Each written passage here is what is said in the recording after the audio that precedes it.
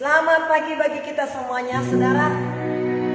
Hari kita memuliakan Tuhan, kita tinggikan Tuhan, mengangkat penyembahan kita kepada Tuhan Yesus. Kami puja, kami sembah, kami tinggikan nama Tuhan.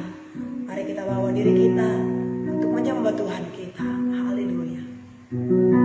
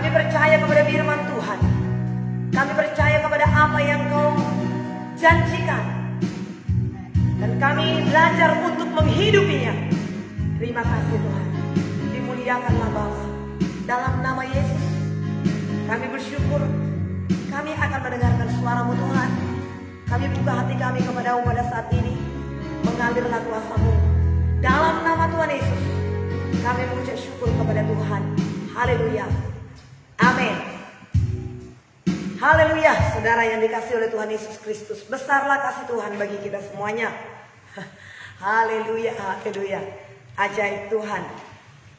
Syukur untuk Tuhan kita, Bapa kita yang setia, yang terus menyertai dan menolong kita semuanya. Untuk pagi hari ini, saudara, kita boleh menikmati hadirat Tuhan, kasih setia dan kebaikannya. Kita menyembah Dia, saudara. Kadang-kadang saudara punya kekasih, kita bisa begitu segarnya untuk bangun pagi, tapi kadang-kadang ada kalanya kita berjuang. Ya saudara, tapi puji Tuhan, kita nikmati dan kita rasakan kasih dan setia serta kebaikan Tuhan yang memberikan kekuatannya bagi kita. Yang merasakan kuat pagi hari ini oleh karena pertolongan Tuhan, katakan terima kasih Tuhan. Terima kasih buat kekuatan yang telah Tuhan beri. Terima kasih buat hari yang baru. Haleluya. Puji Tuhan, saudaraku. Untuk kembali kita lagi membaca firman Tuhan, memberkati kita dari Ibrani pasal 11. Ayat yang ke-16 sampai ayatnya yang ke-40. Kita akan baca firman Tuhan ini, saudara. Mari kita akan baca. Saya bacakan ayat yang ke-16. Saudara semua yang ada di rumah bersama dengan Kak Delmi, saudara akan membacakan ayat yang ke-17. Kita akan mulai, saudaraku. Tetapi sekarang mereka merindukan tanah air yang lebih baik, yaitu satu tanah air surgawi. Sebab itu Allah tidak malu disebut Allah mereka, karena Ia telah mempersiapkan sebuah kota bagi mereka. Karena iman maka Abraham, tatkala ia dicobai mempersembahkan Ishak, ia yang telah menerima janji itu rela mempersembahkan anaknya yang tunggal. Walaupun kepadanya telah dikatakan, keturunan yang berasal dari Ishaklah yang akan disebut keturunanmu. Karena ia berpikir bahwa Allah berkuasa membangkitkan orang-orang sekalipun dari antara orang mati, dan dari sana ia seakan-akan telah menerimanya kembali. Karena iman maka Ishak sambil memandang jauh ke depan memberikan berkatnya kepada Yakub dan Esau. Karena iman maka Yakub ketika hampir waktunya akan mati memberkati kedua anak Yusuf, lalu menyembah sambil bersandar pada kepala tongkatnya. Karena iman maka Yusuf menjelang matinya memberitakan tentang keluarnya orang-orang Israel dan memberi pesan tentang tulang-tulangnya. Karena iman maka Musa telah ia lahir disembunyikan selama 3 bulan oleh orang tuanya, karena mereka melihat bahwa anak itu elok rupanya, dan mereka tidak takut akan perintah raja. Karena iman maka Musa setelah dewasa menolak disebut anak putri Firaun. Karena ia lebih suka menderita sengsara dengan umat Allah daripada umat sementara menikmati kesenangan dari dosa. Ia menganggap penghinaan karena Kristus sebagai kekayaan yang lebih besar daripada semua harta Mesir, sebab pandangannya ia arahkan kepada upah. Karena iman maka ia telah meninggalkan Mesir dengan tidak takut akan murka raja. Ia bertahan sama seperti ia melihat apa yang tidak kelihatan. Karena iman maka ia mengadakan Paskah dan memercikan darah, supaya pembinasa anak-anak sulung jangan menyentuh mereka. Karena iman maka mereka telah melintasi Laut Merah sama seperti melintasi tanah kering, sedangkan orang-orang Mesir tenggelam ketika mereka mencobanya juga. Karena iman maka runtuhlah tembok-tembok Yeriko setelah kota itu dikelilingi 7 hari lamanya. Karena iman maka Rahab, perempuan sendal itu, tidak turut binasa bersama dengan orang-orang durhaka, karena ia telah menyambut pengintai-pengintai itu dengan baik. Dan apakah lagi yang harus aku sebut? Sebab aku akan kekurangan waktu apabila aku hendak menceritakan tentang Gideon, Barak, Simson, Yefta, Daud, dan Samuel, dan para nabi. Yang karena iman telah menaklukkan kerajaan-kerajaan, mengamalkan kebenaran, memperoleh apa yang dijanjikan, menutup mulut singa-singa, memadamkan api yang dahsyat. Mereka telah luput dari mata pedang, telah beroleh kekuatan dalam kelemahan, telah menjadi kuat dalam peperangan, dan telah memukul mundur pasukan-pasukan tentara asing. Ibu-ibu telah menerima kembali orang-orangnya yang telah mati, sebab dibangkitkan. Tetapi orang-orang lain membiarkan dirinya disiksa dan tidak mau menerima pembebasan, supaya mereka beroleh kebangkitan yang lebih baik. Apa pula yang diejek? Ada pula yang diejek dan didera, bahkan yang dibelenggu dan dipenjarakan. Mereka dilempari, digergaji, dibunuh dengan pedang.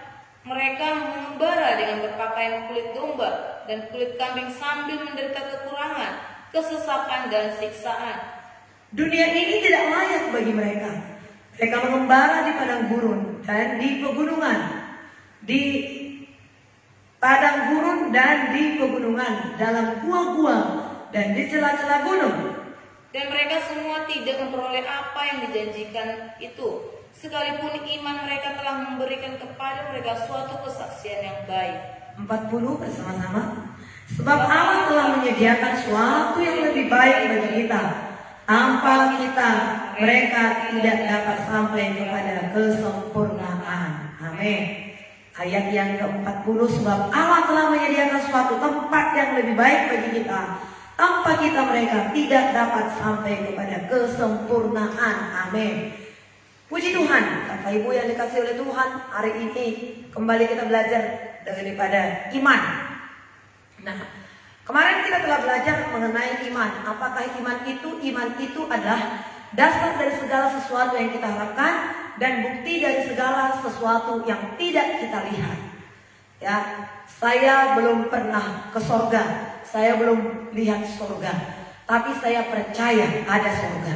Saya belum pernah ke neraka dan saya tidak akan ke neraka, tetapi saya percaya bahwasanya ada neraka. Ya, jadi belum kita lihat, tapi kita percaya. Kenapa kita percaya? Karena firman Tuhan berkata demikian. Dengan kata lain, iman itu adalah mempercayai apa kata firman Tuhan. Apa yang dikatakan oleh firman Tuhan dari kitab Kejadian sampai kitab Wahyu itu adalah firman Tuhan. Bahkan dalam 2 Timotius 3 ayat 16-17 berkata, segala tulisan yang diilhamkan oleh Allah. Jadi firman Tuhan ini, sekalipun ini dituliskan oleh Paulus, dituliskan oleh Matius, ya, dituliskan oleh Petrus, Lukas, dan semua penulis-penulis Alkitab ini, mereka itu diilhamkan. Firman yang keluar itu dari mulut mereka diurapi oleh Tuhan, diberkati oleh Tuhan, diilhamkan oleh Allah, sehingga firman itu hidup, berkuasa. Itu sebabnya kalau kita lihat berkali-kali, ada mungkin yang berpuluh-puluh kali membaca Alkitab ini, berulang-ulang kali dari Kejadian sampai Wahyu. Mungkin kita belum berpuluh-puluh kali, tapi ada satu pasal, ada 2 pasal yang sudah berpuluh-puluh kali kita baca, tapi ada kehidupan yang demikian luar biasa. Firman Tuhan semakin dibaca semakin hidup. Firman Tuhan semakin dibaca semakin teguh hati kita. Kenapa demikian? Karena firman itu diilhamkan oleh Allah. Firman itu hidup. Dan ketika kita mempercayai firman Allah itu, itulah yang disebut dengan iman. Mempercayai apa kata firman. Kita dapat belajar pada saat ini daripada bapak-bapak. Iman kita. Dari siapa kita belajar? Pertama-tama kita belajar dari Abraham pada saat ini. Ya, oleh iman, maka Abraham dia taat kepada Tuhan, kepada Allah, memanggil dia keluar dari sanak saudaranya, dari Ur Kasdim. Ya, karena iman, karena dia percaya kepada Tuhan. Dia tidak tahu kemana dia pergi, tapi Tuhan berkata, Abraham, keluarlah engkau, tinggalkan sanak saudaramu itu. Kenapa Abraham harus meninggalkan sanak saudaranya? Karena sanak saudaranya penyembah berhala.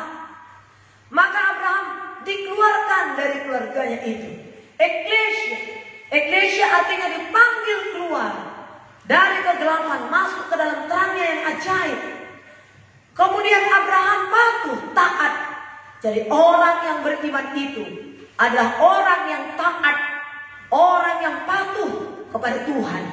Abraham taat, dia keluar sekalipun dia tidak tahu kemana dia akan pergi. Tapi orang-orang yang beriman itu selalu dipimpin oleh Tuhan. Daud berkata, tiap langkahku diatur oleh Tuhan dan tangan kasih-Nya menuntunku. Tuhan tidak langsung berkata kepada Abraham, kamu pergi ke sana, kamu pergi ke sana, ke situ kamu pergi. Tapi langkah pertama, Tuhan berkata, keluar engkau dari sanak saudaramu itu, tinggalkan sanak saudaramu itu. Aku akan membawa engkau ke suatu negeri yang berlimpah-limpah susu dan madunya. Di mana itu? Abraham juga tidak tahu. Tapi Abraham taat. Ada kalanya kita belum mengerti. Tapi karena kita taat, justru di situ kita nanti semakin mengerti. Dikatakan di sini juga ayat 16. Tetapi sekarang mereka merindukan tanah air yang lebih baik, yaitu suatu tanah air surgawi. Sebab Allah tidak malu disebut Allah mereka, karena Ia telah mempersiapkan sebuah kota bagi mereka.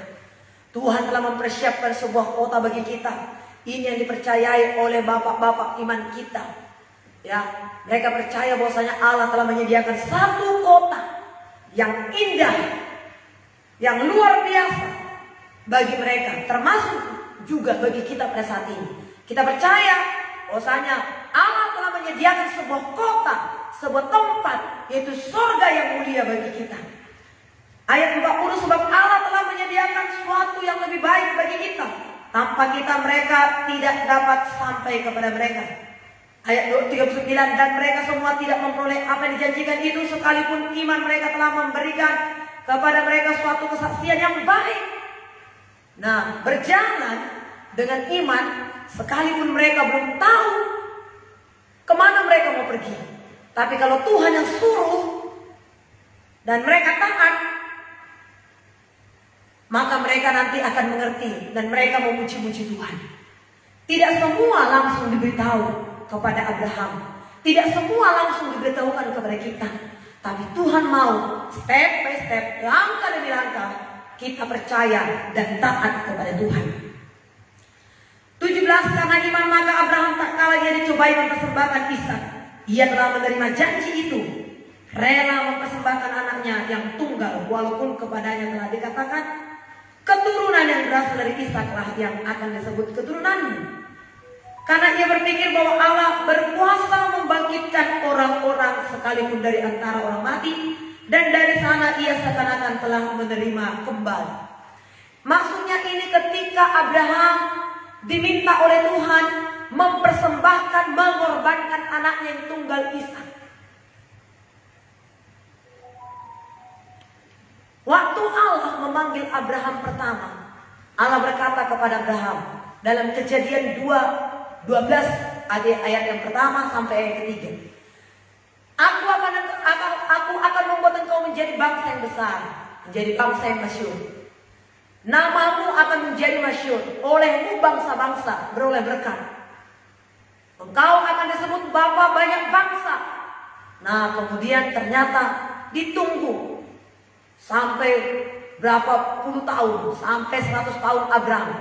Ishak juga barulah lahir pada waktu umur Abraham 100 tahun. Tidak mudah dan tidak gampang, saudara, untuk menanti 100 tahun, atau katakanlah 50 tahun, atau 30 tahun. Tidak mudah. Tapi kalau kita lihat, Abraham itu percaya kepada Allah. Dalam Roma 4 ayat 18 sampai 20 berkata, sekalipun tidak ada dasar untuk berharap, namun Abraham berharap juga, dan dia tetap percaya. Dasarnya tidak berharap, padahal tadi dikatakan iman adalah dasar dari segala sesuatu yang kita lakukan. Tapi dalam Roma pasal 4 dikatakan, sekalipun tidak ada dasar untuk berharap, namun Abraham berharap juga. Apa? Kenapa dikatakan sekalipun tidak ada dasar untuk berharap? Dari tanda-tanda istrinya Sarah tidak lagi menstruasi, sudah menopause, rahim Sarah telah tertutup. Tetapi Alkitab berkata, terhadap janji Allah, Abraham tidak bimbang, tapi dia diperkuat oleh imannya. Diperkuat oleh imannya, dia tidak bimbang. Nah, tetap dia percaya. Sehingga apa yang terjadi? Umur 100 tahun Abraham, istrinya Sarah melahirkan. Dan sebelum Sarah melahirkan Ishak, Abraham pernah berkata kepada Tuhan, Tuhan, kalau boleh, anakku Ismail inilah yang kau pakai menjadi anakku ya Tuhan, untuk kau jadikan ya menjadi anak perjanjian itu.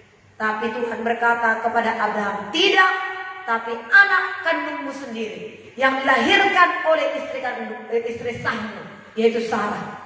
Abraham telah memohon kepada Allah kalau bisa Ismail ini, tapi Tuhan tidak mau. Akhirnya apa yang terjadi, saudara? Ternyata bahwa Sarah melahirkan.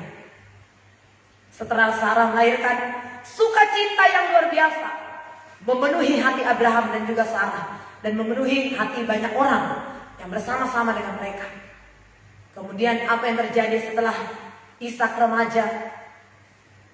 Begitu senangnya hati Abraham bersama-sama mendidik anaknya yang dikasihinya itu. Tuhan berkata kepada Abraham, Abraham, sekarang persembahkan anakmu Ishak itu menjadi korban bagiku di atas gunung Moria. Tidak mudah, saudara. Tidak gampang. Anak dikasihi, anak tunggal, anak satu-satunya, anak yang sudah lama dinanti-nantikan. Tapi Tuhan suruh untuk dikorbankan, bukan diberikan. Diberikan ini, tapi ini dikorbankan, berarti dibunuh, berarti dibakar. Siapa yang membakar, siapa yang membunuh, menyembelih? Abraham. Tapi ada tadi perjalanan iman, perjalanan hidup daripada Abraham itu sudah terlatih. Dulu Tuhan, aku sudah berkata kalau boleh Ismail itulah. Tapi Tuhan berkata tidak, dari anak kandungmu sendirilah, dari darah dagingmu sendiri, dari istri sahmu, dari Sarah. Dari dialah akan kubangkitkan satu keturunan yang berkenan kepadaku. Lalu Abraham berpikir, sekalipun anakku Ishak ini nanti dikorbankan, sekalipun nanti penggal kepalanya dan putus dari tubuhnya, tapi Allah yang kusembah itu sanggup membangkitkannya kembali, sanggup menghidupkannya kembali. Maka dia naik ke atas gunung Moria itu bersama-sama dengan Ishak itu. Ishak berkata, Bapak, kayu telah tersedia, api telah tersedia, tapi mana anak domba, mana korban yang akan bersembahkan kepada Allah? Bagaimana hati seorang bapak mendengarkan itu, saudara? Tapi Abraham berkata, Allah akan menyediakan baginya. Tuhan yang menyediakan, Jehovah Jireh. Ishak tetap percaya. Mereka berkata-kata sampai ke atas gunung itu. Ternyata Ishaklah yang akan dikorbankan. Kenapa bisa demikian? Karena iman. Karena iman, maka Abraham teguh. Kalau kita orang-orang yang beriman, maka kita akan teguh, tidak gampang goyah. Ya, tidak. Selain daripada itu berasal daripada si setan. Tidak timpang, tidak sebentar iya, sebentar tidak. Kita lihat bapak-bapak iman kita ini sudah demikian Abraham, bahkan juga demikian juga Ishak sambil memandang dari jauh ke depan, memberikan berkat kepada anaknya Yakub. Dia berkati Yakub itu karena iman. Demikian juga Yusuf. Ya, Yusuf menjelang matinya memberitakan tentang keluarganya, orang-orang Israel, dan memberikan pesan tentang tulang belulangnya. Karena dia akan mati. Dia percaya kepada Tuhan bahwa suatu saat nanti aku akan dibangkitkan. Saya tidak mau dikuburkan di tanah Mesir ini. Tanah Mesir ini adalah tanah perbudakan. Dan dia percaya bahwasanya nanti satu saat sebelum dunia ini kiamat akan ada kebangkitan. Maka dia berpesan kepada turunannya, bawa tulang-tulangku dari sini. Jangan aku tetap tinggal di sini. Ketika kamu nanti kembali ke tanah Kanaan itu, bawa tulang-tulangku. Maka dibawalah tulang-tulangnya. Kenapa dibawa tulang-tulangnya? Karena satu saat ada kebangkitan. Kebangkitan Tuhan Yesus. Maka kuburan-kuburan yang dekat dengan kuburan Tuhan Yesus itu bangkit. Itulah iman mereka. Dan memang sudah bangkit kuburan-kuburan terbuka di dekat Tuhan Yesus itu. Bukan karena apa-apa. Tulang-tulangnya itu dibawa dari Mesir, dari tanah perbudakan itu. Tapi Yusuf beriman, Yusuf percaya. Oleh karena iman, dia menyuruh kepada keluarganya untuk membawa tulang-tulangnya itu dari Mesir. Karena iman, maka Musa setelah lahir disembunyikan selama 3 bulan oleh orang tuanya. Karena mereka melihat bahwa anak itu elok rupanya dan mereka tidak takut akan perintah raja. Iman itu, saudara, memberikan kepada kita kekuatan. Iman itu memberikan kepada kita keberanian.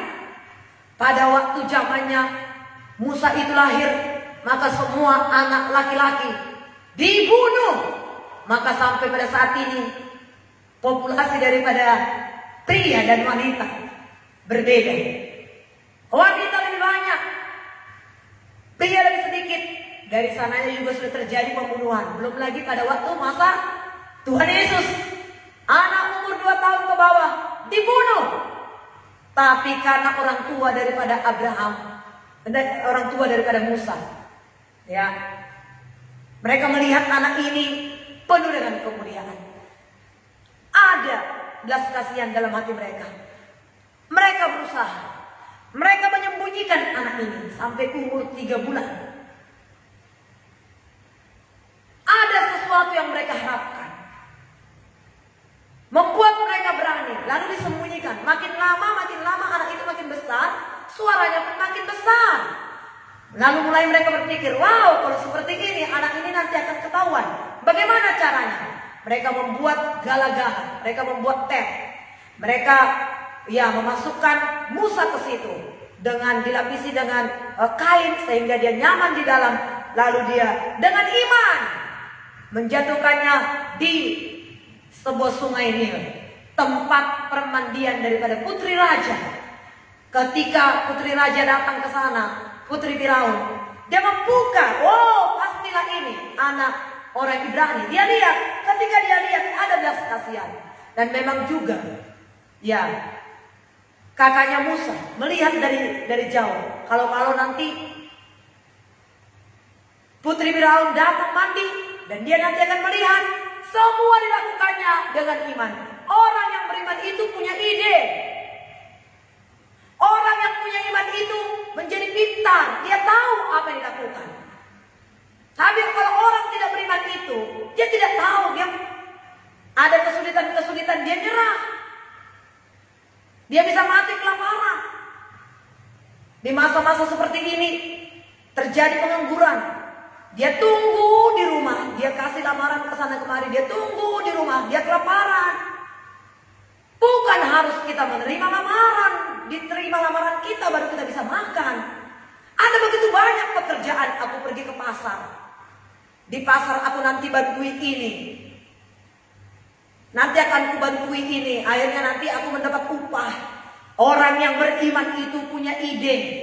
Orang yang punya iman itu punya hikmat. Ada jalan keluar.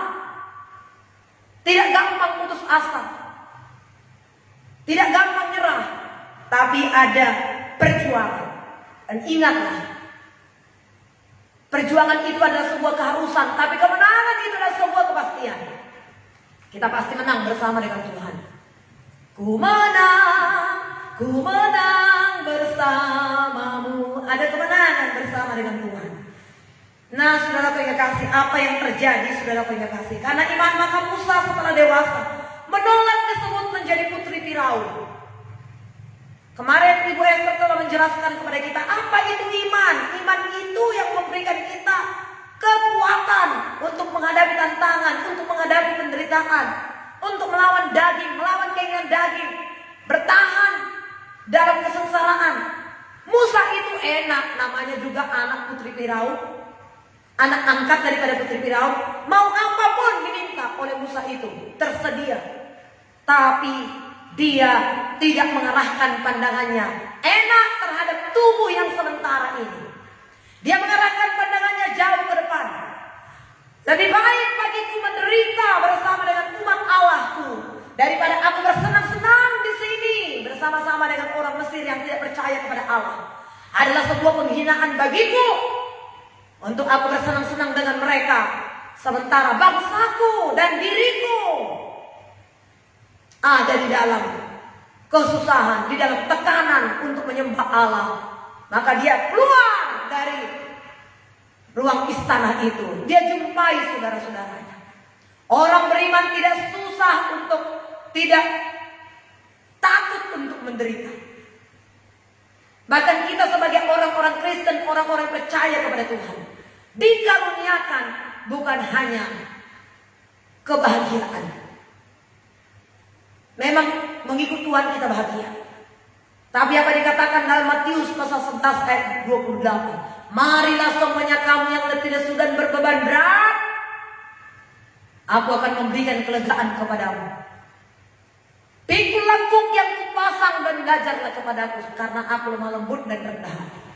Kita datang kepada Tuhan, beban kita diangkat, beban kita diselesaikan oleh Tuhan, masalah pergumulan kita diselesaikan oleh Tuhan.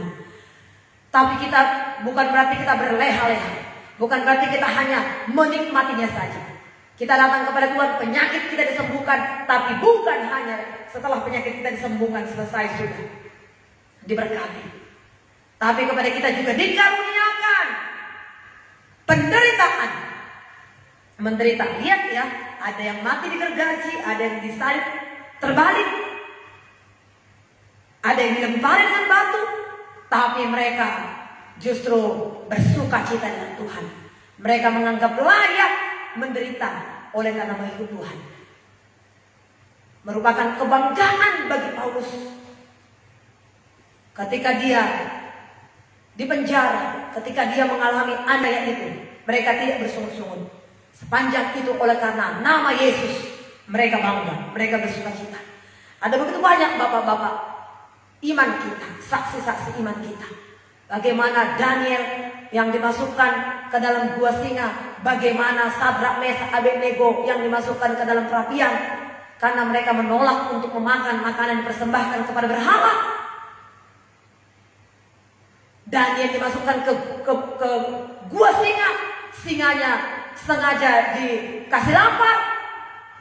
Tapi apa yang dikatakan oleh Sadrak, Mesak, Abednego? Ketahuilah Tuhanku ya Rajaku, Allah yang kami sembah sanggup menolong kami. Tapi seandainya pun dia tidak mau menolong kami, kami tidak mau menyembah patung buatan Tuhan Nebukadnezar. Kami sujud menyembah kepada Tuhan Allah kami yang hidup. Mereka berkomitmen. Orang yang beriman itu teguh imannya, tidak gampang pelin-pelan. Lalu mereka dilemparkan ke dalam perapian itu, dan perapian yang begitu menyala-nyala, 7 kali lipat dari api biasa.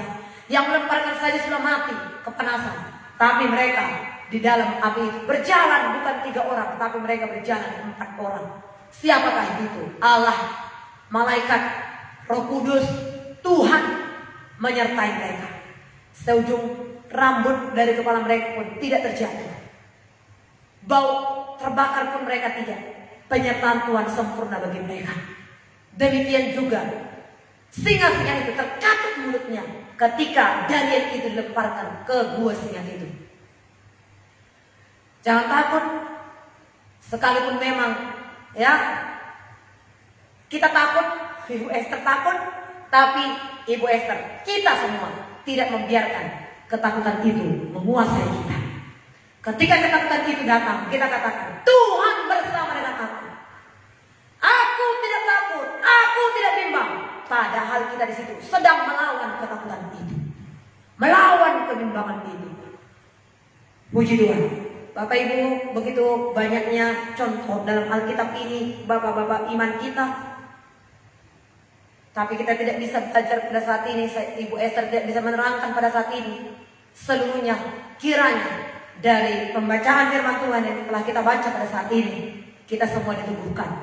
Coba saudara, ucapkan dari hatimu pada saat ini. Ada begitu banyak firman Tuhan sebagai closing yang apa yang Bapak Ibu terima daripada pembacaan firman Tuhan pada saat ini, ya, apa yang Bapak Ibu dapatkan, ucapkan dalam hatimu, atau terbuka juga mengucapkan seperti ini, bersuara di kamar saudara. Sebelum kita berdoa, ucapkan, aku percaya kepadamu ya Tuhan, kau gunung batuku, aku tidak takut. Seperti Abraham, seperti Musa ya Tuhan, aku lebih suka menderita bersama dengan umat Tuhan daripada aku menikmati dunia yang sementara ini dalam dosa. Aku lebih memilih untuk taat kepadamu ya Tuhan. Seperti Yusuf yang sama sekali tidak mau mencemarkan dirinya, tidak mau menajiskan dirinya dengan istri Potifar.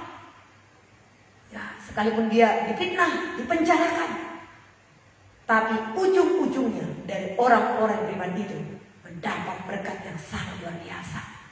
Jalani hidup kita bersama dengan Tuhan. Saudara terkasih, Tuhan akan menolong kita. Tuhan memberkati kita semuanya. Haleluya. Demikian firman Tuhan yang bisa Ibu Esther bagikan bagi kita, saudaraku. Kita berdoa kepada Bapa. Haleluya Tuhan, terima kasih. Kami percaya kepada firman Tuhan yang kami dengarkan. Firman ini menjadi pelita bagi kaki kami dan terang bagi jalan kami.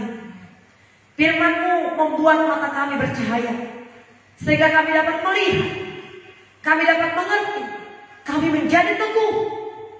Terima kasih Tuhan buat kebenaran firman-Mu. Terima kasih Tuhan, kami boleh belajar.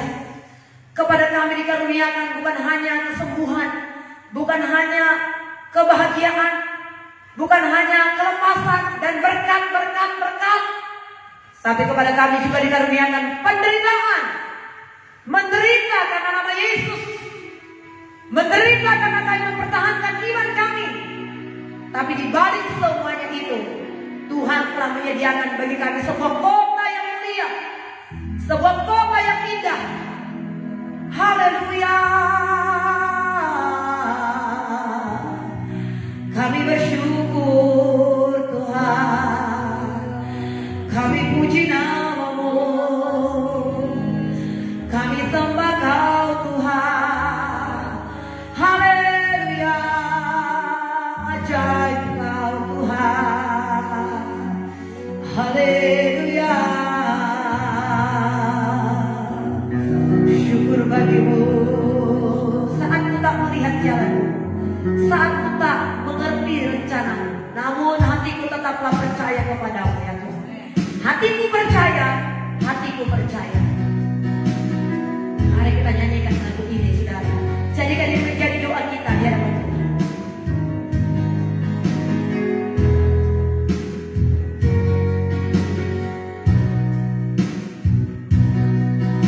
Amin Tuhan. Saat ku tak melihat jalanku, saat ku tak mengerti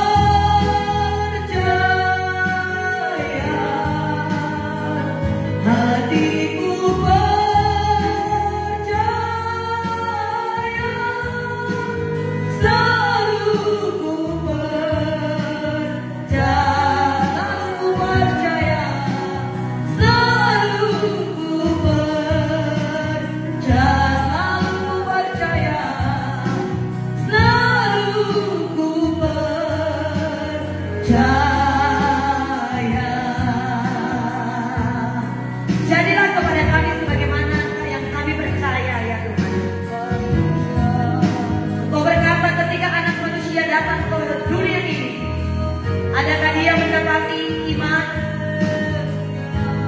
Iman adalah bagaimana kami mempercayai apa yang kau katakan, sekalipun itu bertentangan dengan pikiran kami, bertentangan dengan situasi dan kondisi, tapi kami tetap percaya kepada-Mu ya Tuhan.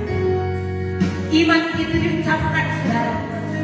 Praktek iman pertama, iman itu diucapkan. Ucapkanlah apa yang kau percaya.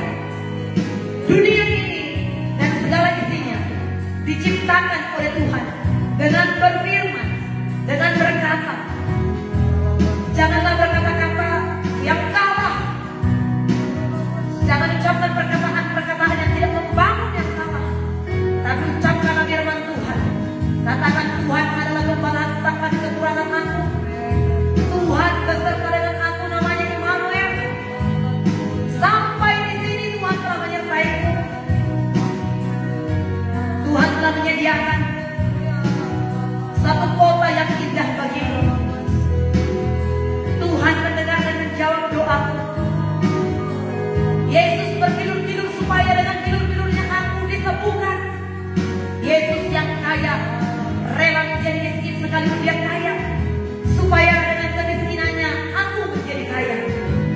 Yesus adalah kebangkitan dan hidup. Hari ini Tuhan Yesus membangkitkan tubuhku yang panah ini.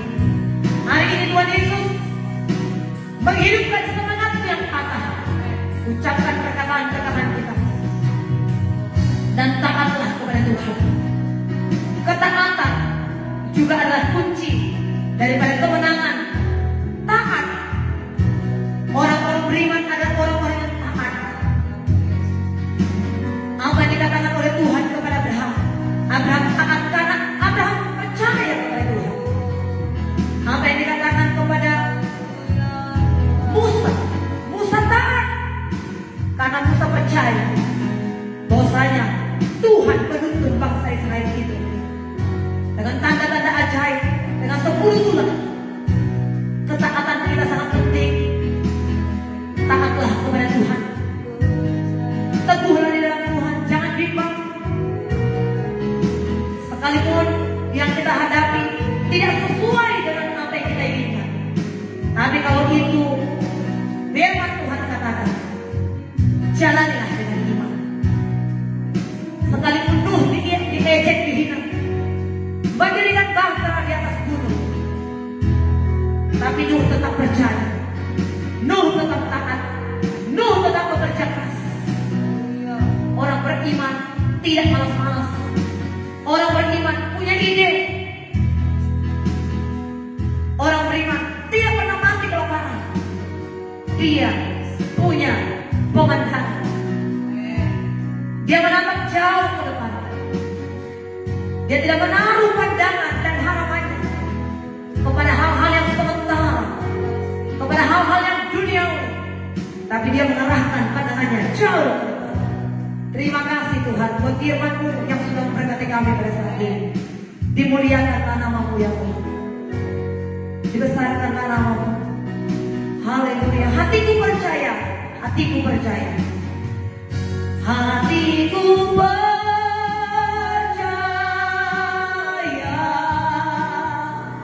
Hatiku percaya.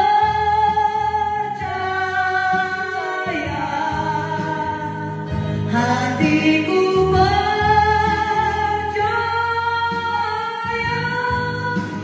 Selalu ku percaya. Selalu ku percaya. Selalu ku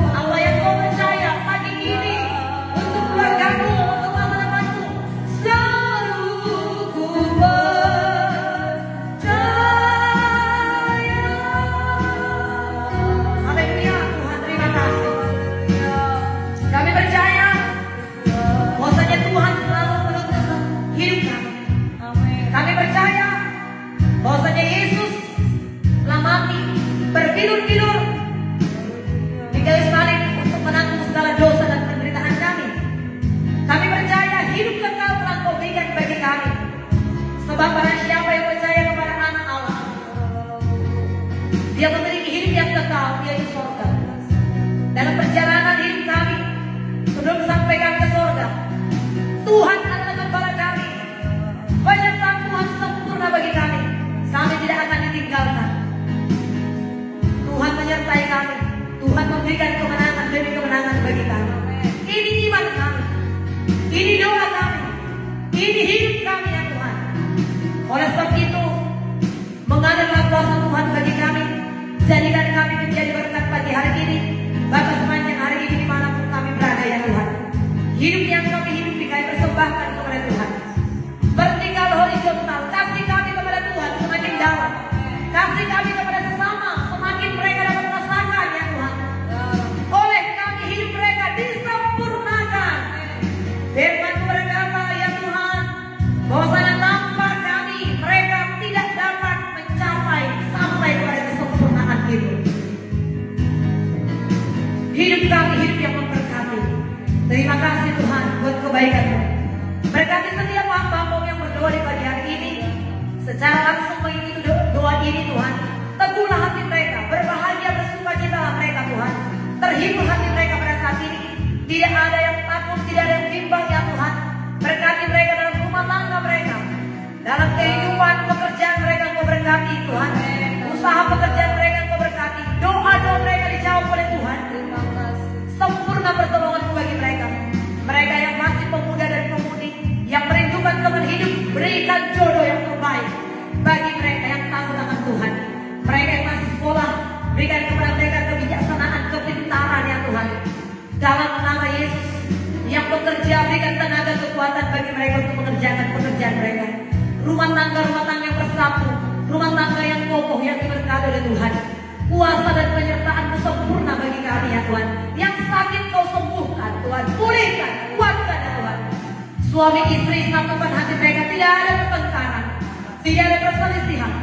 Segala pertengkaran, perselisihan yang mereka alami, berikan jalan keluar kepada mereka Tuhan. Bisa mereka saling mengasihi, saling mendukung, saling mendoakan ya Tuhan. Keluarga-keluarga kami menjadi keluarga yang kokoh di hadapan-Mu ya Tuhan. Kehidupan kami menjadi kehidupan yang menyenangkan hati Tuhan. Kehidupan yang memuliakan nama-Mu ya Tuhan. Terima kasih Tuhan, terima kasih. Kristus adalah jawaban bagi kami semua. Setiap yang berdoa pada saat ini, doanya dijawab oleh Tuhan. Terima kasih Tuhan.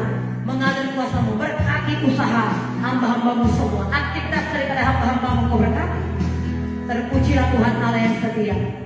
Ini doa kami di dalam nama Yesus. Haleluya. Mari kita akhiri doa ini saudara. Kita katakan segala puji, hormat juga syukur kami naikkan kepada Tuhan. Segala puji, hormat juga syukur ku naikkan padamu, karena cinta-Mu yang tiada terukur senang hidupku karena cinta-Mu, karena cinta-Mu yang tiada terukur senang hidupku bagimu. Anugerah Tuhan Yesus Kristus yang melimpah ada bersama dengan kita. Kasih sayang dan kemurahan daripada Bapa kita di surga menyertai kita semua, serta damai, kasih, persekutuan daripada Allah Roh Kudus memperhatikan hati kita semuanya, sehingga sepanjang hidup kita, sepanjang hari ini dan selama-lamanya Tuhan menyertai kita. Haleluya. Bersama kita katakan amin. Tuhan Yesus memberkati kita saudaraku. Tuhan menolong kita. Selamat beraktivitas. Terima, raih kemenangan demi kemenangan daripada Tuhan. Haleluya.